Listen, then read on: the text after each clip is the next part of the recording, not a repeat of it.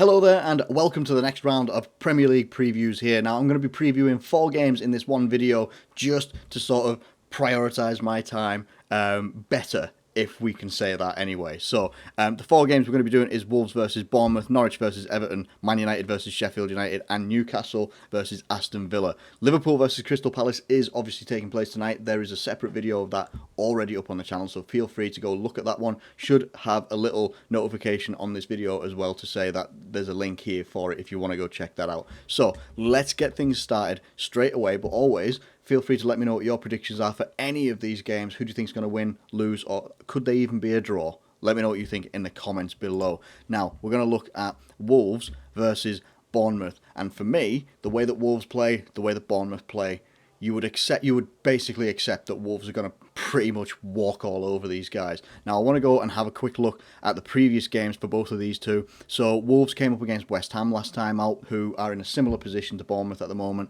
and won comfortably 2-0. Controlled the game. If we just go and quickly look at the stats for this game as well, they controlled the game very, very well, had a lot of shots, loads of the shots were on target as well, and a very complete, all-green performance by Wolves here. Now, if we go and look at Bournemouth, they came up against Crystal Palace, who Liverpool are facing tonight, and the only thing that I think that they had was possession and total shots, but 1 on target, whereas Crystal Palace had 2 shots on target, were very efficient with their shooting, free kick from Milivojevic as well. Bournemouth these days just do not look like the team when they first came into the league, where they look like they can trouble like the top teams, and sometimes they can.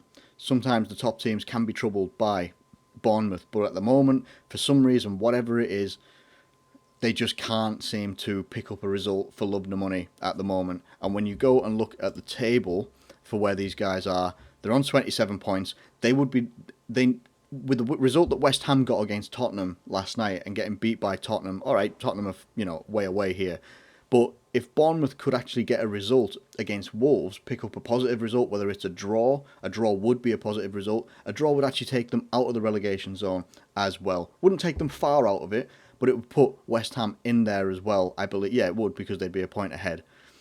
If they somehow pick up the win, then they would actually jump out of the relegation zone and go above Watford. But picking up a win against Wolves for the top teams in the league is difficult enough. When you're in the bottom 3, I would say it's an insurmountable task. It is not going to be possible. I feel like if they actually do go out, because they didn't start Traore in the game against West Ham, maybe it was a fitness issue. I know that he was suffering from a shoulder injury at some point as well and was nursing that. But when he came on and Pedro Neto came on as well, both of those two guys changed the game, were very, very instrumental in them winning. Neto scoring a goal and Traore getting an assist as well. But this is just such a powerful team. Anybody, any team in the league, any team in the top 6 could, from first position to the 6th position in the top 6, could find easily a place for any of these players. And I'm talking any of them, from goalkeeper, centre backs, midfield to the forwards.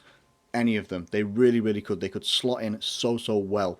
Nuno Espirito Santo has done a great job here. He's done a fantastic job with Wolves, and I think it's going to be far too much of a problem for Bournemouth, in my opinion. I don't think Bournemouth have got enough to threaten. I think that Bournemouth at the moment are just a little bit too weak, and they're easy to crumble. And I personally feel that this will end.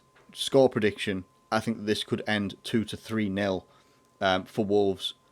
I'd be surprised if it was anything less than 2-0. I really would. If Bournemouth can pick up a draw, or dare say it, a win, then that is one of the miracles of the Premier League, because I just don't see it happening. But let me know what you think in the comments below about this match as well. We move on to Bournemouth. We move on to Norwich versus Everton. That's what we're moving on to. And for some reason, this game doesn't have predicted lineups or anything like that. Norwich, in their last game, they came up against Southampton and got absolutely tanked. We're going to go look at their lineup in the last game as well. But they did. They got absolutely slapped up 3-0 by Southampton. And Everton obviously came up against my team in the Merseyside derby, 0-0. We'll have a look at their lineup as well. So, Norwich, Norwich are relying a great deal on Timu Pukki and the forward line because defensively, apart from like Aaron's sometimes, and it says something that he's the highest rated defender in this game that they previously played as well. But in my opinion, their defence is awful. Sorry, I have to say it, and if you don't like it as a Norwich fan, I'm not trying to offend you, but your defence is awful. Tim Krul is a very experienced goalkeeper and does his very best, but that is just a shocking. Like when I see against Southampton, Danny Ings is running sideways onto the defence, and the defence is all over this side and completely left this entire area over here full of space. Full of space. So Danny Ings, all he has to do is just use a little bit of his pace and his acceleration, turns, runs at the goal, sideways onto goal, and just flashes a shot at goal. Goes past the goalkeeper. Like there was no chance.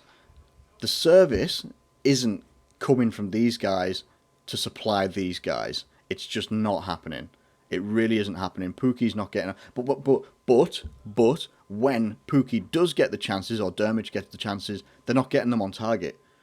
So it actually falls on the entire team, I would say, apart from Tim Krul, because I mean that's a man on an island right there. He's cast away at the moment by himself, trying to save goals because the defence certainly aren't trying to do it for him. Then when we go and look at Everton and we look at the lineup that they had out last time out, I look at this lineup here for Everton, and I just think Norwich aren't getting in behind this defence. Norwich aren't really going to stop the midfield of Everton. And Richarlison and Dominic Calvert-Lewin gave problems to the best defence in the league. So what Dominic Calvert-Lewin and Richarlison will do to Norwich's defence, which is basically, Thanos might as well just click his fingers because that defence is half gone. All I see here is an Everton win. And when you see Everton, that are the 12th in the table at the moment, with the victory, they would go above Arsenal at this moment in time. And I don't foresee anything else but an Everton victory. I truly believe that Norwich are as good as confirmed as being down this season. And it's a shame because they do play good football. They just aren't. They don't have the killer instinct. They don't have the defensive solidity. And they don't have the midfielders either that are going to help that defence. They've got a good goalkeeper, an experienced goalkeeper. They generally have, good forwards in Pukki who can't put it in the back of the net at the moment. It's just not happening for them. I can only foresee an Everton victory in this one, a pretty convincing one as well. I'm going to go for a 2-0 Everton win, but don't be surprised if it's more. If it's less, I would also be surprised, but Everton should win this one 2-0. We move straight on to Manchester United versus Sheffield United. Now, big one here obviously is Dean Henderson cannot play against his parent club. So that's going to be a big one that goes in Man United's favour. The other one is John Egan is suspended for this game because he picked up 2 yellows in the previous game as well. If the previous set of games hadn't happened, I would be much more confident in saying Sheffield United should go on and win this game. In the previous game for Sheffield United, let's go have a look at their previous games. They got beat 3-0 by Newcastle. I don't remember the last time when Newcastle scored more than 1 goal in a game. Let alone 3.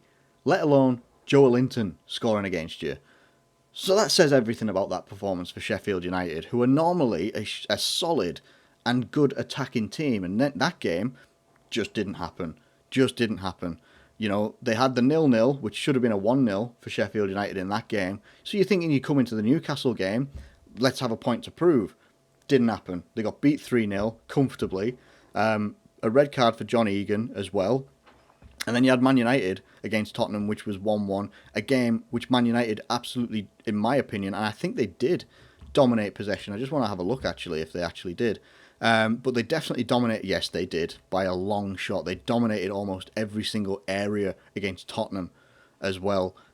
So, yeah, whether that gives you any insight into what could happen, I don't know. Now, what you would expect, and this predicted lineup is actually pretty close to what I thought United should do. You've got to get somehow Paul Pogba, wherever he is in this midfield, and you'd hope he'd be a little bit further forward with maybe a bit of cover. with Scott McTominay or Fred or whoever else, or maybe what's his name, Matic, someone in there that can help. Just defend and help that back line as well. What I think a lot of United fans will be looking for here as well is Victor Lindelof to probably come out and maybe Eric Bailly come in, because Bailly will give you a bit more pace. You can't really have two defenders that have equal pace, which is still as slow as a tortoise. But otherwise, I think it would be defensively, they'll do all right. They should do all right. I'm not entirely sure whether Sheffield United will trouble United in an attacking sense anyway.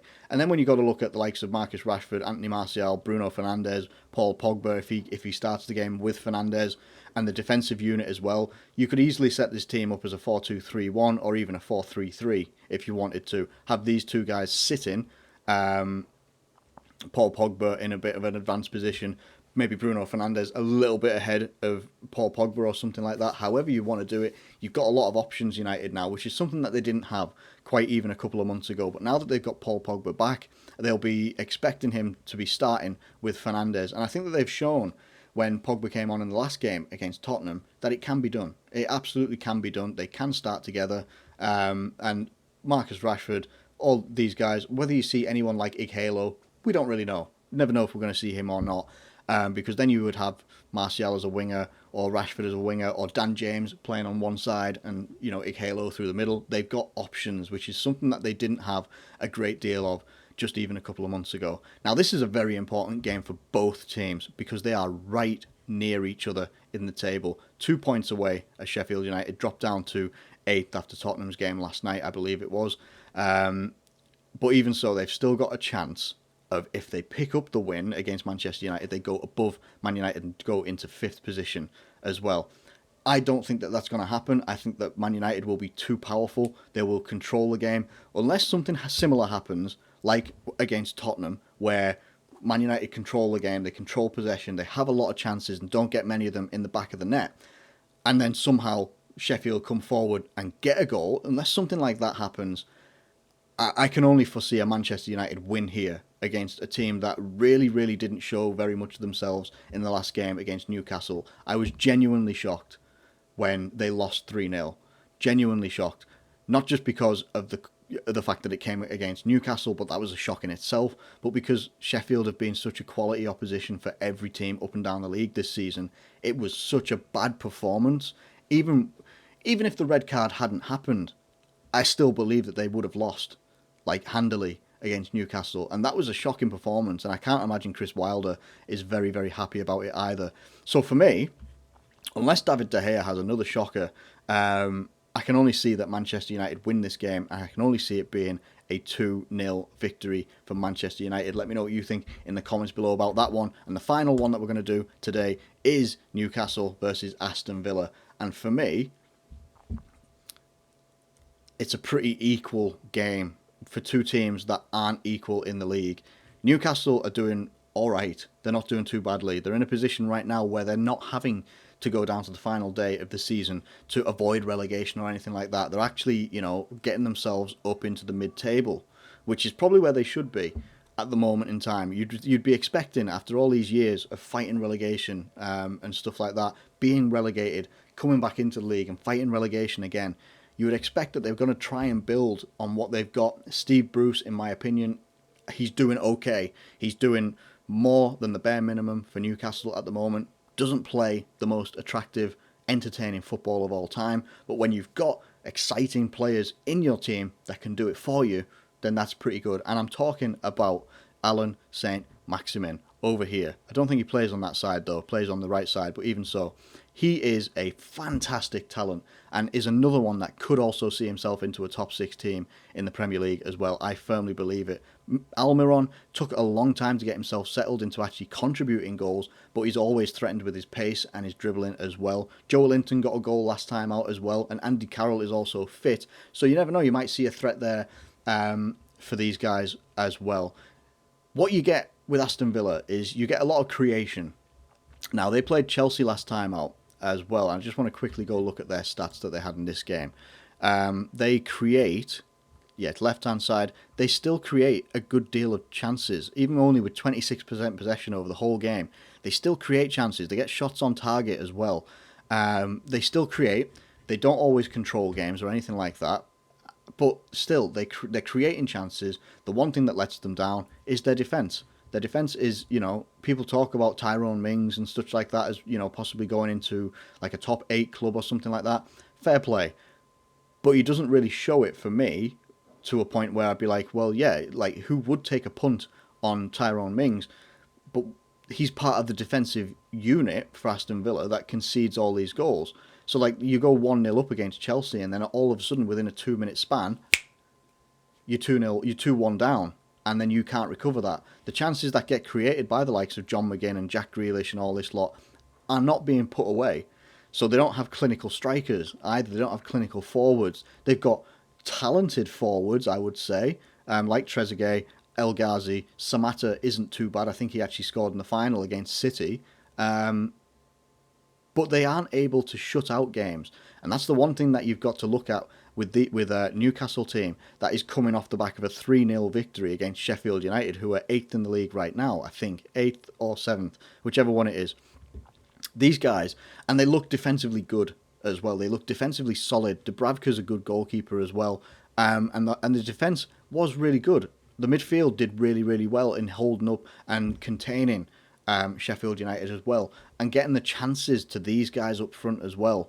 They did really, really well in doing that. So for me, on the balance of play and where these teams are in the league as well, all right, you might turn around and say Newcastle don't have a great deal to play for, but they've got more to play for this season than they have in any other season. Yes, they normally fight relegation, but this time they could actually fight themselves, getting into the top half of the table, which, while it wouldn't warrant anything like a European place, it would show great progress for Newcastle this season and actually give a bit more credibility to Steve Bruce than he gets, because he's doing a better job in terms of the table than Rafa Benitez has done as well. So in my opinion, the way that this game will play out, I think it's going to be closer than the Sheffield United game for Newcastle and also the Chelsea game for Aston Villa. But I still think it's going to be a Newcastle victory, and I think it's going to be a 2-1 victory for Newcastle. But I think it could be tight. It could be tight.